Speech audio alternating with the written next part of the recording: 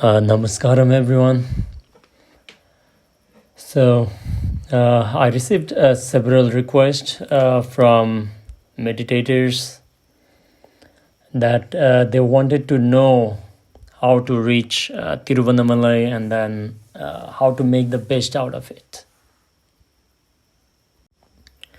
In this video, I would like to work more like a travel guide rather than discussing about spiritual stuff. So, how to reach Thiruvannamalai and make the best out of it. Here you can see the most popular destination to start is from Bengaluru. If you are from the other places, that is also completely fine. You can reach out to Thiruvannamalai, but we need to understand that Thiruvannamalai is not a large town or a city. It looks like a middle-sized town, but at the same time, the transportation is not that easy. One of the easiest thing what I have seen is actually from Bangalore.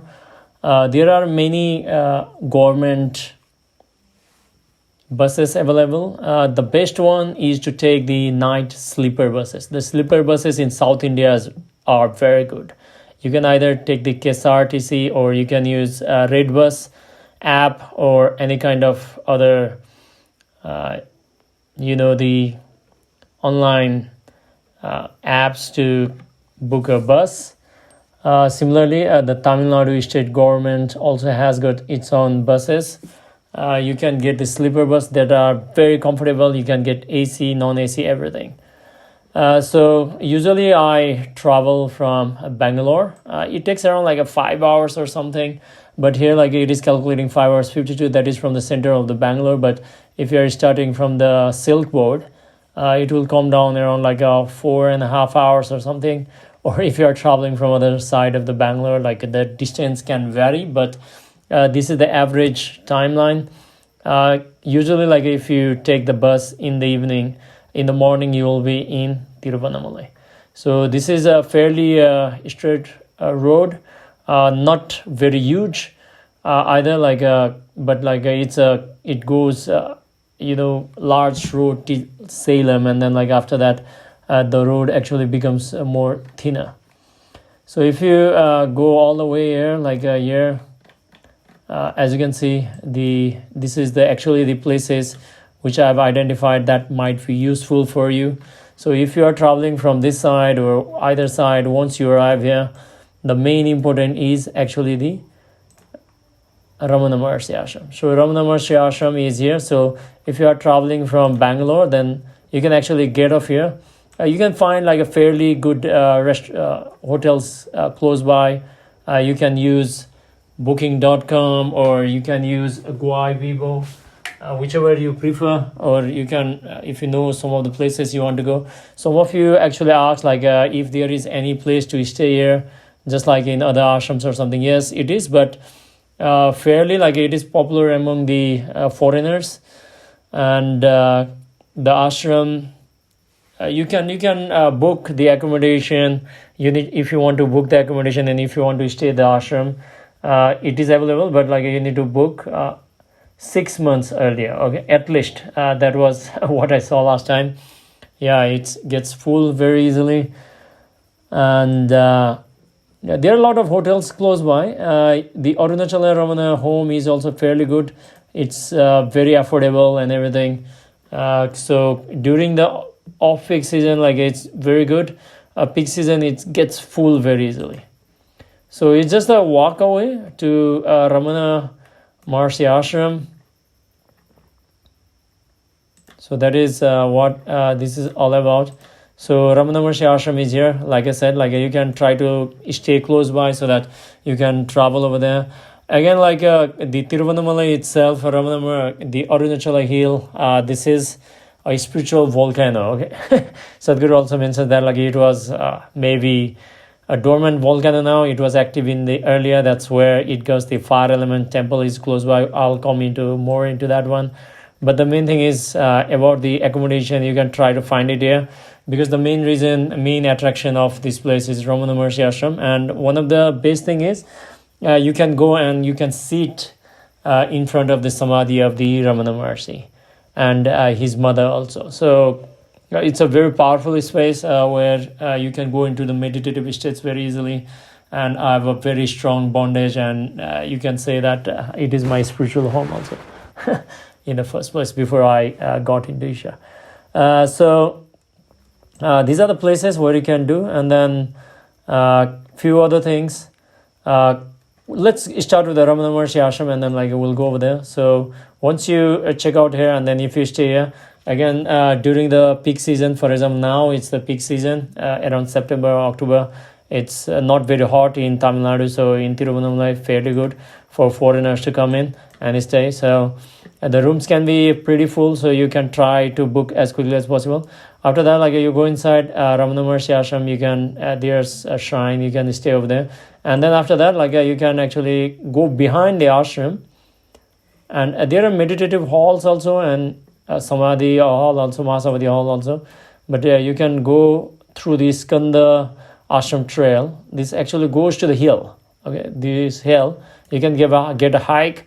It will be pretty crowded also, a lot of people will go from there, and this is very serene. It goes to the Lord Arunachala itself. So if you know why it is called Arunachala and everything, is because if you see, this entire thing is actually hill. I cannot actually show you the 3D view. Possibly I can try that one.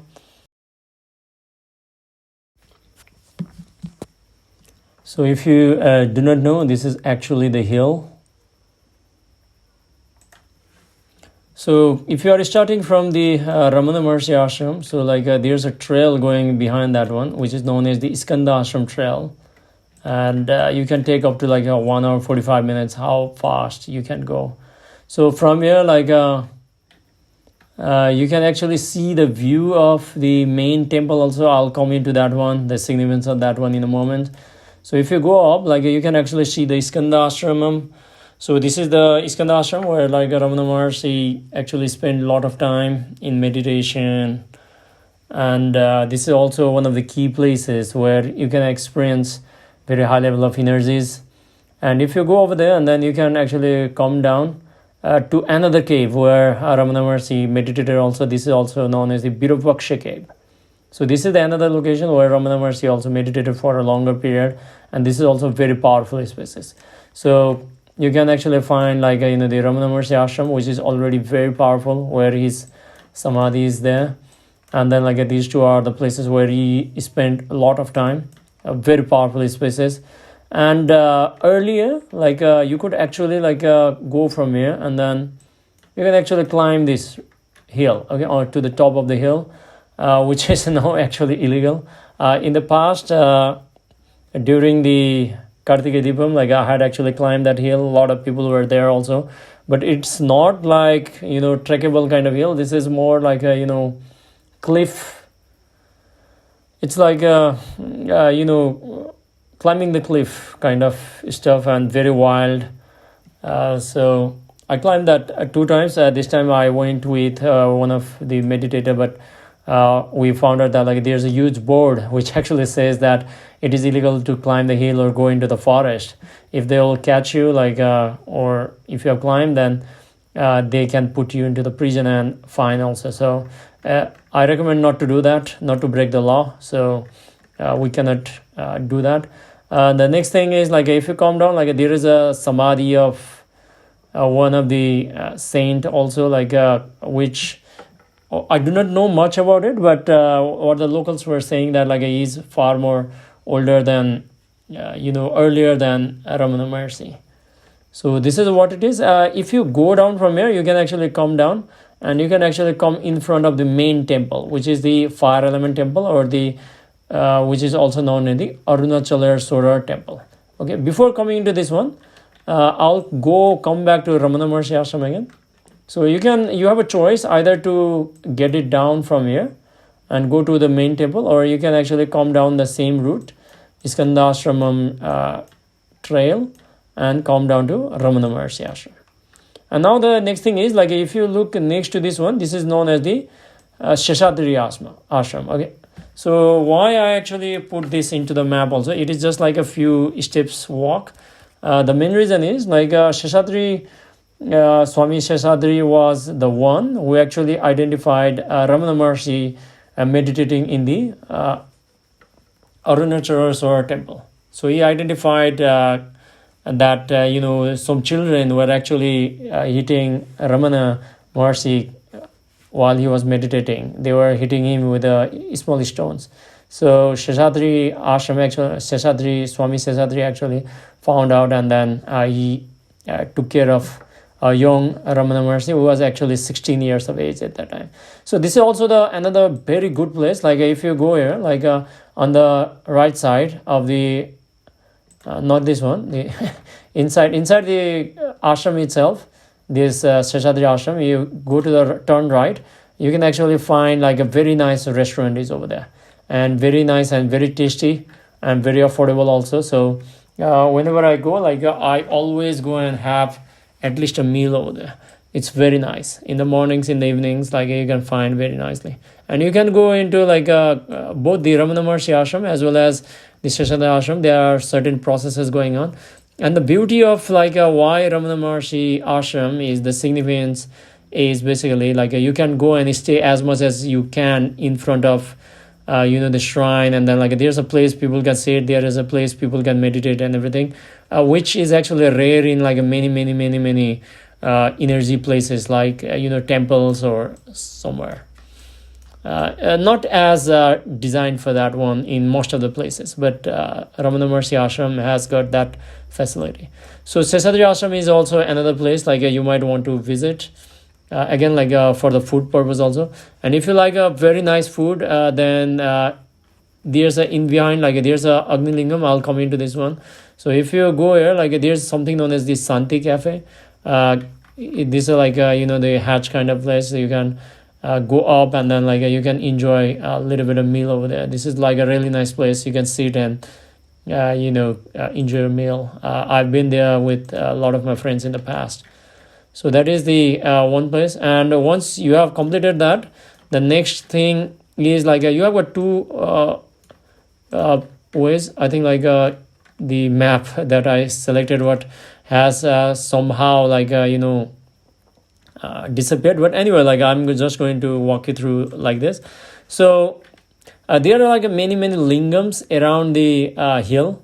So you can do something known as the Girivalam. One way is actually the climbing the hill. In most of the cases, during the Kartika Deepam, there will be like a huge crowd in the city. I think like 2 to 3 lakh people actually arrive in normal cases. I think during the pandemic it might have been a little bit impacted, but one thing is like people used to go up the hill during that period. Another thing is you actually go around the hill during the full moon nights. Okay, it is said that like a lot of siddhas and saints, they come in a subtle body and then like go around the hill, because even the Ramana Maharshi considers the Arunachala hill as the Shivam itself. So if you go around, like as we know, like we go from left to right. So from Ramana Maharshi ashram, if you start, you can get like a lot of lingams around this. Okay, so you can go around, like you can walk or whatever. So this is the Girivalam road. As you can see, it is said, as you can see, there are a lot of lingams on the path. So I think like there are 9 of them. Yeah, Baruna Lingam, and a lot of temples also on the side. So this is the area where actually you can find like a lot of sadhus doing like a hatha yoga and advanced practices and everything. So if you go even further up, there is actually the Adi Annamalai temple, which is actually the original Arunachaleswara temple.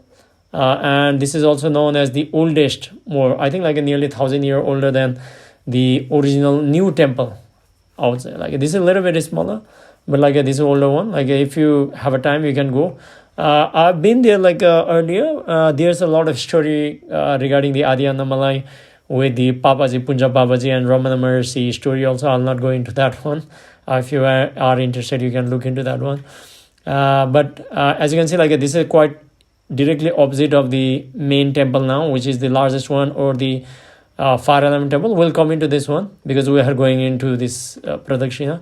So you can also visit this. This time, because of the time limitation, we're not able to visit that. As you can see, like there are a lot of lingams, Chandra lingams and everything. and then you can say Kuberalingam also.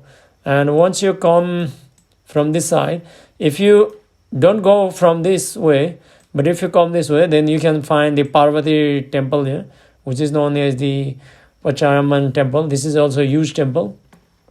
So we walk through this road. It is said that like Ramana Maharshi also spent some time here during the epidemic of some illness broke out in the city or the town. So you can come from this road, and then finally you will come to the main temple, which is the main Arunachaleswara temple, also known as the fire element temple. Okay, one of the Panchabhuta Sthalam, and this is a huge temple. I think this is one of the largest in terms of the Shiva temples in India, in terms of the gopurams and everything. And here is the Annamalai Sannidhi, which is known as, it is actually showing the different image, like there's a Sivalingam inside, and there's the Devi Temple also. But this is awesome. It has like gates on 4 sides. You can go through. So whichever way you come, like you can go through that one.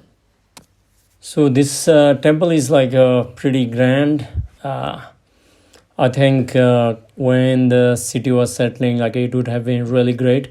Why I'm showing you is this. This is one of the 5 element temples. This is regarding the fire. Sadhguru has also mentioned about it. So apart from the main shrine, the another thing is I want to show you is basically the Patalalingam. Okay, there's a place called Patalalingam over there. So Patalalingam is a place where like if you come here, like let me tell you, like whichever way you come, in the middle like there's a Nandi, and if you go inside the shrine, like you can actually go to the sanctum sanctorum where the Arunachaleswara is there. But at the same time, like if you come out, like there is another Nandi also. There are 2 Nandis. One Nandi is in the middle. There is if you go behind that Nandi towards this gate, there is another Nandi. And next to the left side of the Nandi, if you are facing towards the Nandi, then on the left hand side, there is a steps that will take you to the Patalalingam. And why Patalalingam I am telling you this is because this was the place when the Ramana Maharshi, when he came to the Thiruvannamalai after he left Madurai, and then when he came, like after visiting the Sanctum Sanctorum, he went to the Patalalingam and he started meditating over there for long period of time, where like I mentioned earlier, that like some kids were actually throwing stone and him not understanding what he was doing. So that is where the Seshadri Swami came, and then sort of moved him out of that one. So this is also very powerful space. So Patalalingam is another space where Ramana Maharshi actually meditated. So these are the really good places. You can also, like if you want to like stay around the temple, that is also completely fine. You can have places here. This temple is like open most of the period of the time, and then you can visit early morning. Most of the time what I used to do it is like if I was coming from Bangalore, and if I come early, let's say like a 5 or something, at that time the ashram is not open, but the temple is open. So what I used to do it, I come and then like I got off at the temple, and then like go inside the temple and come out, and then make a walk, a little bit early morning walk, and go to the hotel, check in, and then like finally like I would visit the Ramana Maharshi ashram. That was what I used to do. So as you can see, like there are a lot of things to do. We can actually see the train station also there, but like it is said that like it's not very active, and then like I do not know, like it completely depends upon your requirement and everything. From Bangalore, like sleeper bus is more convenient for you, like it just to reach there. And like I said, like it's not a very big a city or town, so the place is buzzing, like the population is huge, but at the same time like you cannot expect like in Bangalore or something, or other cities, it's a bit difficult. So yeah, so like it's the place any of these seekers should not miss. it's best that like everybody goes. One other thing like what I wanted to mention is the story behind the Arunachala hill is basically what the legend says is, if you have heard about the discussion between the Vishnu and Brahma, so I do not need to go into that one. I think everybody knows. But again, like there are parallel, not parallel, but like there are many versions of the stories that like the event has taken place in multiple places. So apart from Kashi, like this is also referred as a place where that event actually might have happened. So where Shiva actually appeared as a column of fire, and that is where it gets the fire element temple on the base of the Lord Arunachala. So yeah, this is all about it. Like earlier, like people used to climb it. I think what I've heard is like during the Kartika Deepam, which actually falls in the month of, I think this time it's on January. So you can actually go and climb the hill if possible. I'm not sure again. You need to check if it is allowed. So on the top of the hill, like there is a place where, it seems there is a step of Lord Shiva. So where people go and they bow down, and during the Kartika Deepam, like a lot of fire is burnt on the hill. You might have seen similar kind of picture somewhere. So yeah, that's it for the complete guide to get into Thiruvannamalai. If you want to get out of Thiruvannamalai now, if you have came to Thiruvannamalai and then want to go to other places, again the same option you have to use. The Red Bus app is also there. There's a KSRTC, the Karnataka state buses are also there, and there is the Tamil Nadu state transportation corporation bus is also there. So you can use whichever is preferable. So I'll be making more videos on like how to go and visit, and then what are the things to go around. I might have missed like some of the places also, but yeah, you can find more.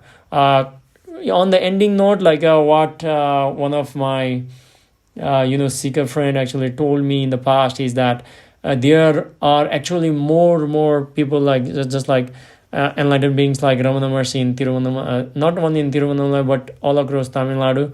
The only thing is they are not exposed to us people, like the householder, like a layman people, or so yeah. So like there are other beings also might be around that places. I'll not want to like I don't think like it's important for me to disclose all of that information here, but yeah, this is the guide for anyone like I want to go and visit one of the most prominent and most powerful spiritual places on the planet. Okay, thank you very much, and namaskaram. If you have any questions, you can just post in the comment below. Pranam.